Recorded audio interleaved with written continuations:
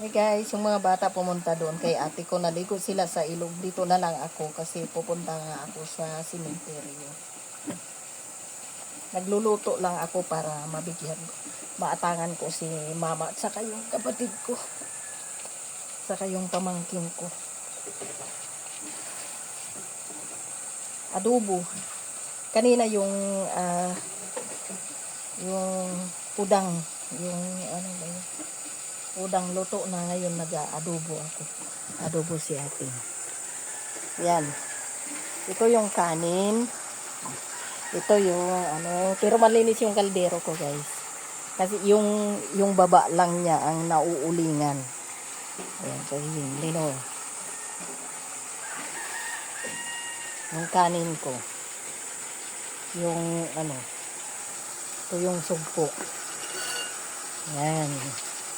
Tapos adobo naman tayo ngayon. Adobo. Ay, si tatay naghuhugas ng galapon, paglagyan daw niya ng asin. Kasi bumili ako ng isang sakong asin.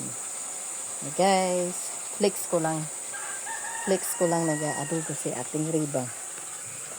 Kasi dito, linalagyan nila ng bawang at saka sibuyas. Sa Singapore kasi ako, hindi ko na linalagyan ng sibuyas. Marami kaming sibuyas na dala, kaya linagyan ko ng sibuyas.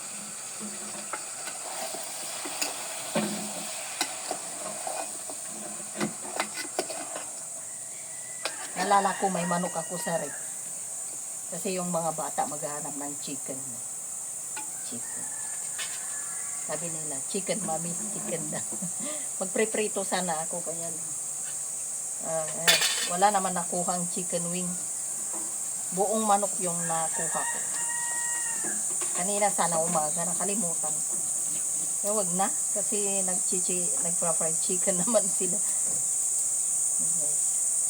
Thank you sa inyong panunood. God bless. Luto-luto tayo ng adobo ngayon. Ito yung aking kitchen. Ito yung aking dirt kitchen, guys. Yung bahay ko, ganyan lang. Kasimple yung bahay ko. Wala na akong balak trabaho pa.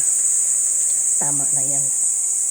At saka sinasanay ko na rin yung sarili ko na mag-isa. Thank you sa inyong lahat.